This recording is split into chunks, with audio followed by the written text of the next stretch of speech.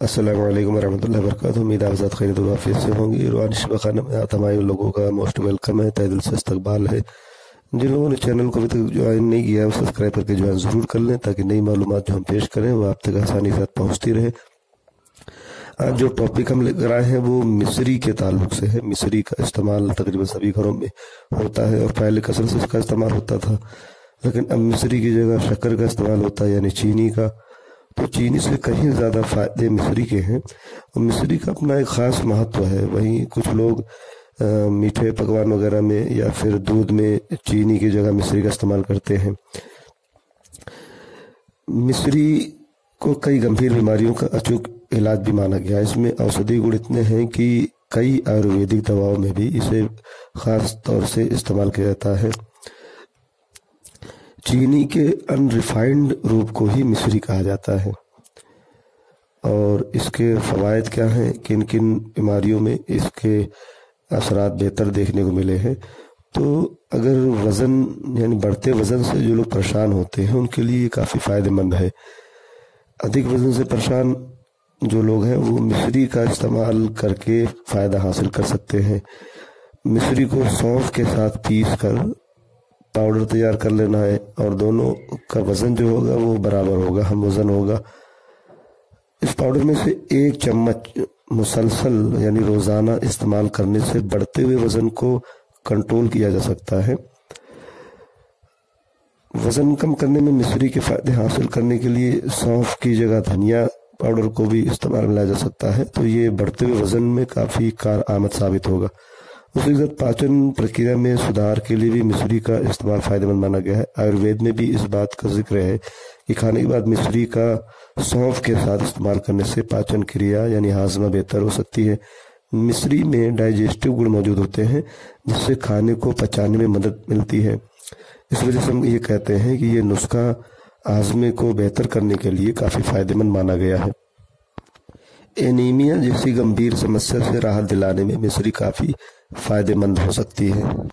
मिस्री के इस्तेमाल से हीमोग्लोबिन के स्तर में सुधार होता है, साथ ही ये रक्त संचरण यानी ब्लड सर्कुलेशन की प्रक्रिया को भी सुधारती है। वहीं एनीमिया के इलाज में इस्तेमाल होने वाली कई आयुर्वेदिक दवाओं में भी मिस्री का इस्तेमाल किया जाता है। इस बेस पर यह माना जा सकता है कि मिस्री के फ़ायदे में एनीमिया से छुटकारा भी शामिल है।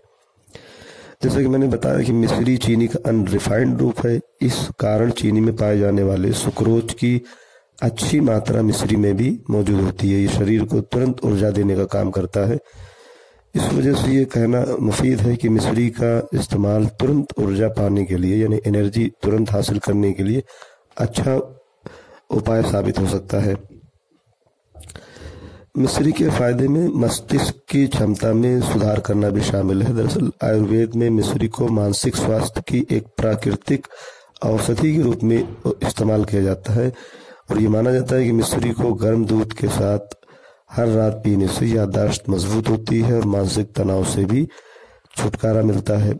डायरिया की समस्या से छुटकारा पाने के लिए 10 ग्राम मिस्री पाउडर के साथ 10 ग्राम धनिया पाउडर को करीब 100 ml पानी में मिलाकर मुसलसल यानी लगातार इस्तेमाल करने से, दिन में 2-3 बार इस्तेमाल करने से, ऐसा करने से जल्द ही आराम मिल जाता है और डायरिया जैसी गंभीर बीमारी में राहत मिलती है।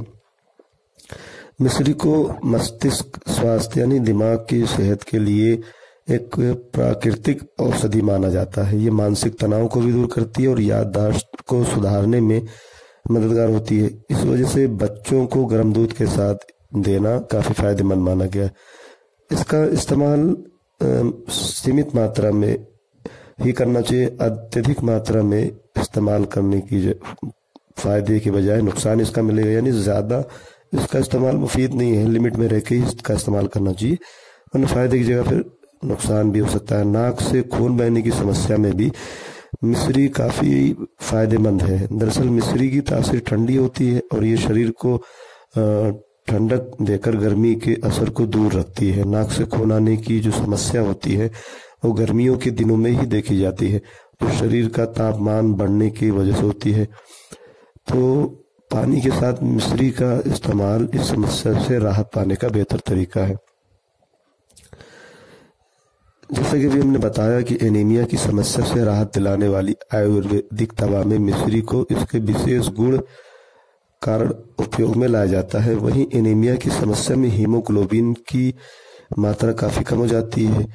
इस वजह से हम ये कह सकते हैं कि मिश्री का इस्तेमाल रक्त में हीमोग्लोबिन की मात्रा को बढ़ाने में मददगार साबित हो सकता है। मिश्री का इस्तेमाल गर्म दूध के साथ करने से मानसिक स्वास्थ्य अच्छा बना रहता है, साथ ही तनाव से भी निजात मिलती है। वहीं प्रेगनेंसी में महिलाओं में होने वाले हार्मोनल बदलाव के कारण चिंता, तनाव, स्ट्रेस और डिप्रेशन वगैरह की समस्या का होना आम बात है। इस वजह से ये कहना मुफीद है कि मिश्री का इस्तेमाल करने से प्रेगनेंसी में महिला को इन समस्याओं से राहत मिल सकती है। हालांकि प्रेगनेंसी के दौरान किसी भी तरीके का कोई दवा या कोई नुस्खा इस्तेमाल करने से पहले अपने डॉक्टर से कंसल्ट ज़रूर कर लेना चाहिए। मिश्री के औषधि गुणों में से एक ये भी है कि इसे खाने के बाद आँखों के स्वास्थ्य को बनाए रखने में मदद मिलती है। सीमित मात्रा में इसका मुसलसल इस्तेमाल करने से केवल आँखों की रोशनी में सुधार होता है, बल्कि मोतियाबिंद जैसी समस्या में भी इसके फायदे देखने को मिलते हैं। सर्दी और जुकाम की समस्या में फिटकिरी से जिसमें मिली होती है ऐसी मिश्री का इस्तेमाल काफ़ी फायदेमंद माना गया। वहीं गले की खराश, सर्दी जुकाम ही एक आम लक्षण है। इस कारण ऐसा माना जा सकता है कि मिश्री गले की खराश में भी फायदेमंद होती है। मुंह में छालों की समस्या से राहत पाने के लिए भी मिश्री का इस्तेमाल किया जा सकता है। इसके लिए मिश्री और हरी इलायची को बराबर मात्रा में पीस कर पेस्ट बना लें और उसे मुंह के छालों पर लगाएं। मुसलसल ऐसा करने से जो मुंह के छाले होते हैं इस समस्या से काफ़ी राहत मिल सकती है। मिश्री का इस्तेमाल मुख्तलिफ तरीकों से हो सकता है। आप मिश्री को सौंफ के साथ माउथ फ्रेशनर की तरह इस्तेमाल कर सकते हैं, या मिश्री को गर्म दूध के साथ रात में ले सकते हैं। किसी भी खाने की चीज़ में जिसमें मीठे की ज़रूरत होती है तो शक्कर की बजाय मिश्री का इस्तेमाल कर सकते हैं, तो इसका फ़ायदा बहुत है। और वैसे ही अगर मिश्री का इस्तेमाल कर रहे हैं तो दिन में 5 से 10 ग्राम तक मिश्री का इस्तेमाल किया जा सकता है।